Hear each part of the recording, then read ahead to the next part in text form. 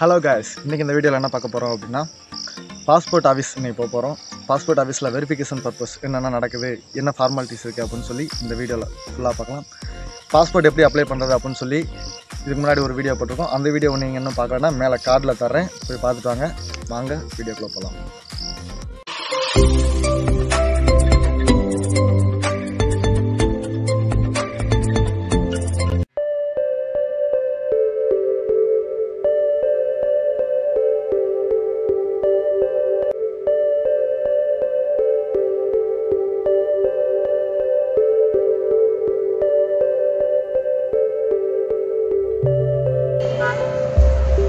Okay friends, ஒரு வழியாக passport office வந்தாச்சு. இதுதான் பாஸ்போர்ட் ஆஃபீஸ். இன்றைக்கி நம்ம உள்ளே போய்ட்டு எப்படி இருக்குன்னு சொல்லி பார்த்துட்டு என்னென்ன ஃபார்மாலிட்டிஸ் இருக்குது, அது என்னென்ன கம்ப்ளீட் பண்ணணும்னு சொல்லி பார்த்துட்டு கன்டினியூ பண்ணுவோம். ஓகே ஃப்ரெண்ட்ஸ், ஒரு வழியாக ஆஃபீஸ் போய்ட்டு வந்தாச்சு. இங்கே என்ட்ரன்ஸ்லேயே அப்ளிகேஷன் ஃபார்ம் கேட்டு செக் பண்ணி பார்த்துட்டு தான் செக்யூரிட்டி உள்ளே அலோவ் பண்ணாங்க. உள்ளே போனோன்னா வெயிட்டிங் ஹாலில் வெயிட் பண்ணிகிட்டு இருந்தோம். டைம் வைஸ் உள்ளே கூப்பிட்டாங்க. உள்ளே போனோம். ஃபஸ்ட்டு அங்கே ஒர்க் பண்ணுற ஸ்டாஃப்ஸ் எல்லாருமே வரிசையாக உட்காந்துருந்தாங்க. அவங்கக்கிட்ட போய் இந்த மாதிரி நான் கொண்டு போன ப்ரூஃப் எல்லாமே கொடுத்தேன். என்னோடய 10th மார்க் ஷீட் ஒரிஜினல் கேட்டாங்க. நான் வந்து ஸ்டூடெண்ட்டாக அப்ளை பண்ணேன் அப்படின்றனால என்னோடய ஒரிஜினல் எதுவுமே என்கிட்ட இல்லை, நான் கொண்டு போகலை. என்னோடய ஒரிஜினல் எல்லாமே காலேஜில் இருந்துச்சு. அதனால் முன்னாடியே நான் காலேஜ் போய்ட்டு போனோஃபைட் சர்டிஃபிகேட் வாங்கிட்டு வந்துட்டேன். 10th மார்க் ஷீட் ஒரிஜினல் வச்சுருந்தா உங்களுக்கு பிரச்சனையே இல்லைங்க. நீங்கள் தாராளமாக போய் அப்ளை பண்ணிங்கனாலே உங்களுக்கு உள்ள ப்ராசஸ்லாம் ஈஸியாக கம்ப்ளீட் ஆகிரும். 10th mark sheet or 12th mark sheet original வச்சுருந்தனாலே நீங்கள் வந்து எக்ஸ்ட்ரா ஸ்டூடெண்ட்டாக அப்ளை பண்ணி போகிறீங்க அப்படின்னா ஐடி கார்டும் போனோஃபைடில் இந்த மாதிரி கொடுக்கலாம் அப்படின்னு சொல்லி மட்டும் ஒரு சஜஸ்டட் வாங்கி கொண்டு போனீங்கன்னா உங்களுக்கு கம்ப்ளீட்டாக ப்ராசஸ் ஈஸியாக முடிஞ்சிடும். என்கிட்ட ஒரிஜினல் எதுவுமே இல்லை. ஸோ அதனால் நான் போனோஃபைட்லேயே இந்த ஸ்டூடெண்ட் எங்கள் காலேஜிலலாம் படிக்கிறாரு, இவரோட ஒரிஜினல் எல்லாமே எங்களுக்கு கஸ்டடியில் தான் இருக்குது, எங்கள் காலேஜில் தான் இருக்குது அப்படின்னு சொல்லி மென்ஷன் பண்ணி வாங்கிட்டேன். இப்போ நீங்களும் ஸ்டூடெண்ட்டாக அப்ளை பண்ணுறீங்க, உங்கள்கிட்ட ஒரிஜினல் எதுவுமே இல்லை, அப்படி அந்த மாதிரி ஒரு சுச்சுவேஷன் வருது அப்படின்னா உங்களோட 10th மார்க் ஷீட்லேயும் 12th மார்க் ஷீட்லேயும் காலேஜோட சீலு சைனு, அப்புறம் போனோஃபைடில் யார் சைன் பண்ணியிருக்காரோ அவரோட சைனை அப்படியே 12th mark sheet 10th mark ஷீட்லேயும் வாங்கி கொண்டு போங்க. பட் ஆனால் சேமாக கொண்டு போங்க. இப்போ நீங்கள் வந்து போனோஃபைடில் வேறு சைனு, போனோஃபைடில் வந்து பிரின்சிபல் சைன் பண்ணியிருக்காரு, பட் டிசியில் வந்து சிஇஓ சைன் பண்ணியிருக்காரு அப்படின்ற மாதிரி இஷ்யூ வந்துச்சு, நாங்கள் அக்செப்ட் பண்ணிக்க மாட்டாங்க. இப்போ போனோஃபைடில் சிஇஓ சைன் பண்ணியிருக்காரு அப்படின்னா சிஇஓவோட சைனே உங்கள் ஜெராக்ஸஸ்லேயும் வாங்கிட்டு போங்க. அதே மாதிரி இல்லை பிரின்சிபல் சைன் பண்ணியிருக்காரு அப்படின்னா பிரின்சிபலோட சைனே வாங்கிட்டு போங்க. ரெண்டையும் மாற்றி கொலாபரேட் பண்ணி வாங்கிட்டு போயிடாதீங்க, அங்கே போய் கன்ஃபியூஸ் ஆகிரும். அப்படி இல்லை உங்களுக்கு வந்து இந்த மாதிரி சைன் பண்ணி வாங்கிட்டு போக முடியல, எதுவுமே இல்லை அப்படின்னா உங்களுக்கு வந்து அப்ளை பண்ணி நீங்கள் ஆஃபீஸ் போய்ட்டு வந்துக்கலாம். ஆஃபீஸில் வந்து உங்களுக்கு வந்து 90 days டைம் கொடுக்குறாங்க. 90 daysக்குள்ளே நீங்கள் உங்களோட ஒரிஜினலை நீங்கள் வாங்கி கொண்டு போய் சப்மிட் பண்ணிட்டீங்க அப்படின்னா பிரச்சனை இல்லை, உங்களுக்கு இஷ்யூ பண்ணிடுவாங்க பாஸ்போர்ட். அப்படி இல்லை 90 days ஆகியும் உங்களால் போய்ட்டு வாங்கி கொண்டு போய் கொடுக்க முடியல அப்படின்னா உங்கள் பாஸ்போர்ட் கேன்சல் ஆகிரும். நீங்கள் மறுபடியும் புதுசாக தான் அப்ளை பண்ணுற மாதிரி இருக்கும். நான் அதே மாதிரி தான் எல்லாமே அப்ளை பண்ணி வாங்கிட்டு போனேன். நான் வாங்கிட்டு இந்த மாதிரி காலேஜில் எங்கள் பிரின்சிபல் சைன் வந்து என் போனோஃபைட்லேயும் இது ஜெராக்ஸஸ்லேயும் வாங்கி கொண்டு போயிட்டேன். கொண்டு போனோன்னு சரி ஓகே அப்படின்னு சொல்லி அக்செப்ட் பண்ணிட்டாங்க. அதுக்கப்புறம் என் காலேஜ் ஐடி கார்டு ஜெராக்ஸ் கேட்டாங்க. காலேஜ் ஐடி கார்டு ஒரிஜினலையும் கொடுத்துட்டு ஜெராக்ஸ் ஒன்று கேட்டாங்க, ஜெராக்ஸை எடுத்து கொடுத்தேன்.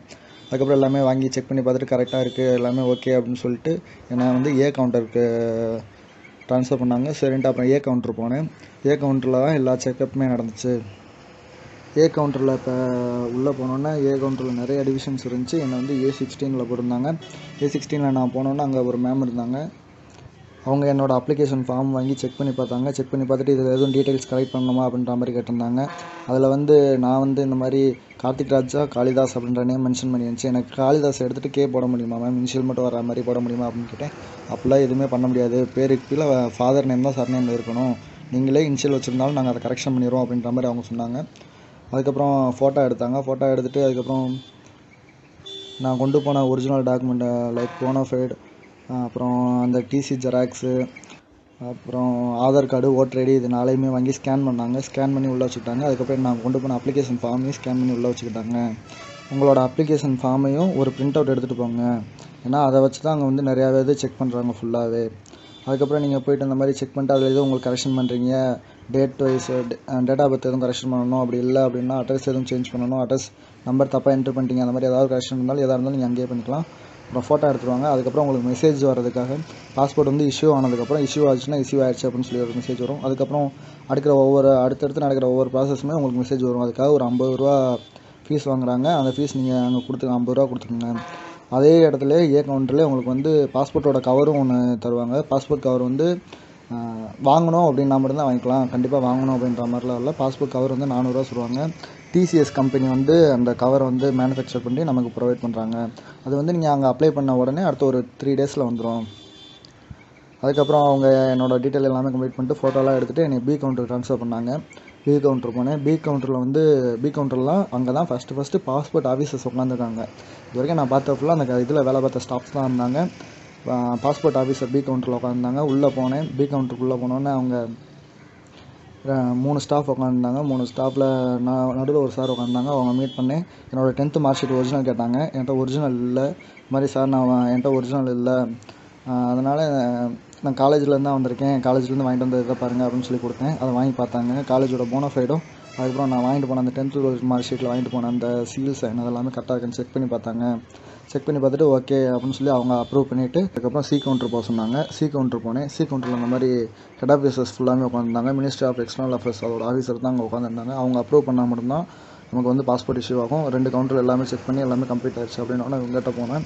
இவங்க வந்து மறுபடியும் என்னோடய original Aadhaar card, voter ID, college ID card, அதுக்கப்புறம் வந்து என்னோட 10th 12th மார்க் ஷீட்டில் நான் சீல் வச்சு வாங்கினது பார்த்தாங்க.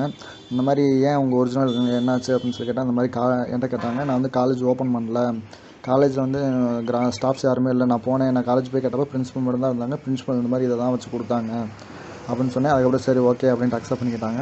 அக்செப்ட் பண்ணிட்டு ஓகே உங்களுக்கு கண்டிப்பாக வந்துடும், 10 to 15 டேஸில் வந்துடும் அப்படின்னு சொல்லிட்டாங்க. அதுக்கப்புறம் சரின்ட்டு வெளியே வந்தோன்னா நான் வந்து மொபைலை உள்ளே வந்து நீங்கள் மொபைல் கொண்டு போகக்கூடாது. இன்கேஸ் கொண்டு போனாலும் நீங்கள் வந்து மொபைலை வந்து சுவிட்ச் ஆஃப் பண்ணி வச்சிடணும்.